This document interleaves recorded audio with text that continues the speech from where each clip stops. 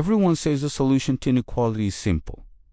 Just tax the billionaires, tax the rich. It sounds fair. It sounds noble. It even sounds like justice. Everyone loves the idea of tax the rich. It sounds fair. It sounds noble. It even sounds like justice. It's the modern battle cry. Politicians chant it. Protesters hold it on big HDMILED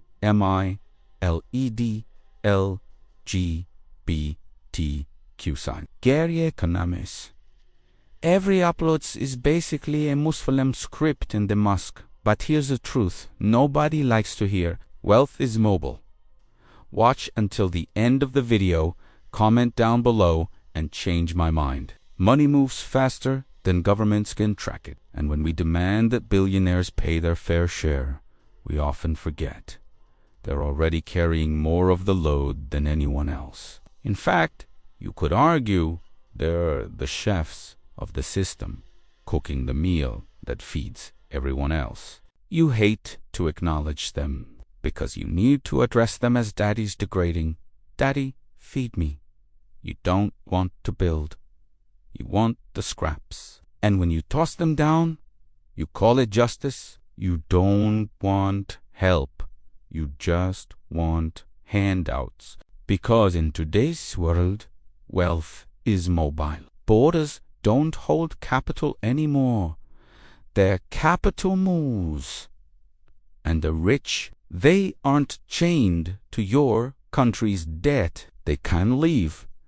And when they do, they take your future with them. Imagine playing Monopoly. But every time you start winning, the banker changes the rules to take half your properties. What do? You stop playing on that board? That's exactly what wealth does. It moves to another board. It's not about morality. It's about incentives. Money goes where it's treated best. You might hate them, but you operate the same way, only on a smaller scale. You switch jobs for higher pay. You move cities for better opportunities. You choose to keep your money where it benefits you most. Let's rewind. In Mesopotamia, wealth sat in temples. Temples taxed you in the name of the gods. In Egypt, priests collected offerings and controlled gold reserves. Fast forward, the Bible told you 10% of your harvest, your income, your sweat was owed as tithe. So taxes, they're nothing new. They've always been framed as sacred, patriotic, or moral. But here's the uncomfortable truth. It's always been a transfer of resources from the productive to the ruling class. Here's the brutal lens no one uses. Countries are corporations. They have revenues, taxes, expenses, welfare, defense, healthcare, and shareholders, citizens. If 200 corporations in the world represent the same weight as 200 countries, then tax codes are just competitive offers. Their pitches: bring your wealth here, and we'll reward you with stability, lower taxes, better benefits. That's why billionaires hop from London to Dubai, from California to Texas, from Paris to Monaco, because capital, like talent, shops for the best deal. Raise taxes too high, and you've priced yourself out of the market. There are around 2,700 to 3,000 billionaires worldwide, according to Forbes. North America, 1,000 plus. Europe to 500 to 600. Asia, approximately 1,000. South America, 60 menos 80. África, 20 menos 25. Oceania, 40. Antarctica, 0. When we talk about wealth, not all of it is equal in terms of productivity. Productive wealth creates value, jobs, innovation, scalable infrastructure. Example: Tech Silicon Valley, manufacturing Asia, logistics India, China. Unproductive wealth stored in assets that don't create much new value but preserve capital. Luxury real estate, resource extraction.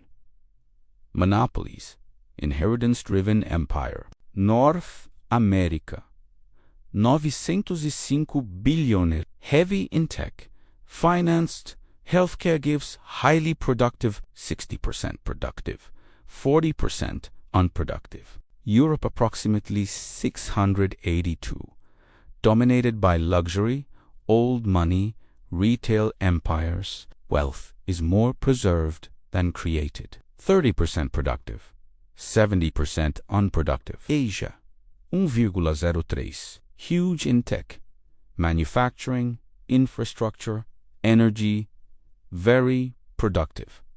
Approximately 70% productive, 30% unproductive. South America, approximately 87, mostly commodities, monopolies, inherited family businesses.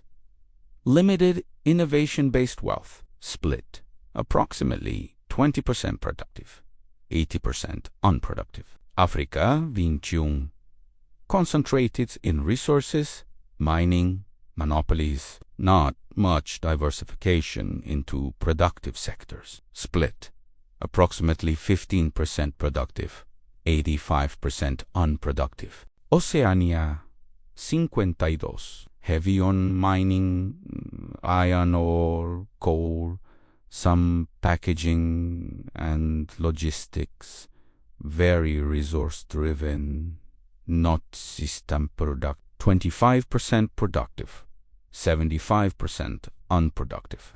And Antarctica is playing with penguins. If we balance the scales across continents, only about 40% of global billionaire wealth is actually productive, the kind that builds tech, manufacturing, and scalable innovation.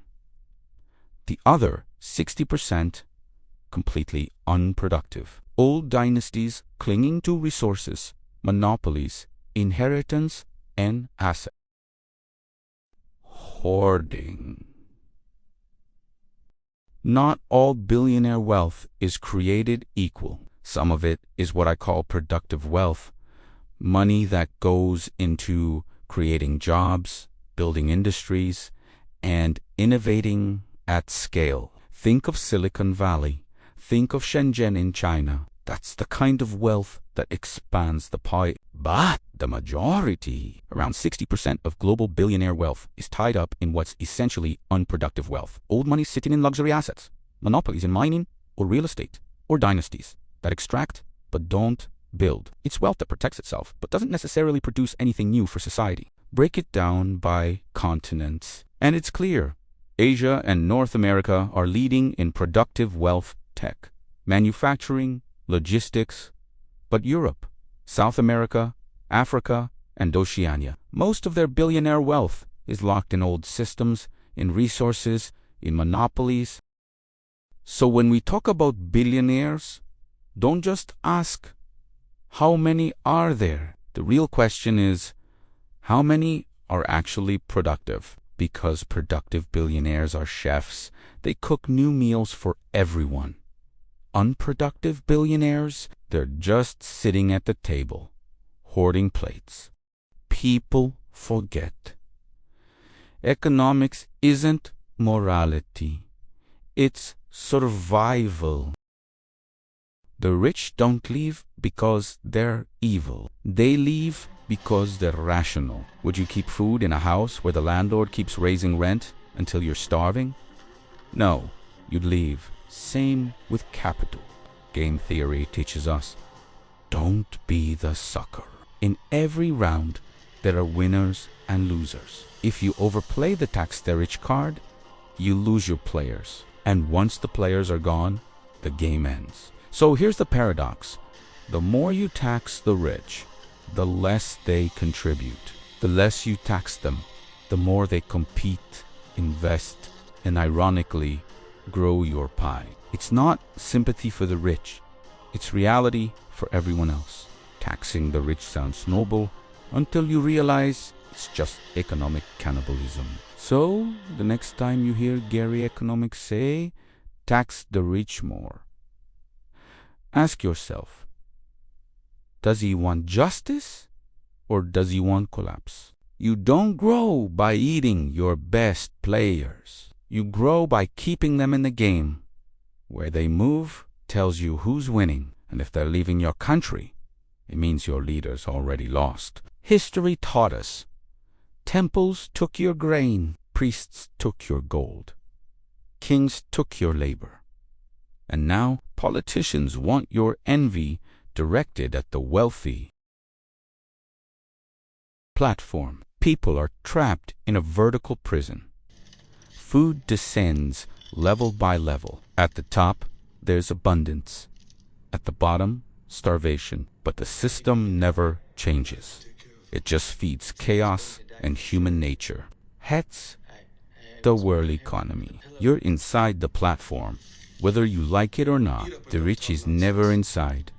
They are scraping from the world, putting the best food on the platform on itself. The government likewise is snatching it from other countries, just enough to supply downwards, just enough to establish peace. Also, enforcing rules, maintaining control, and keep the platform running not fairly, just enough to prevent collapse. The middle class fights for scraps.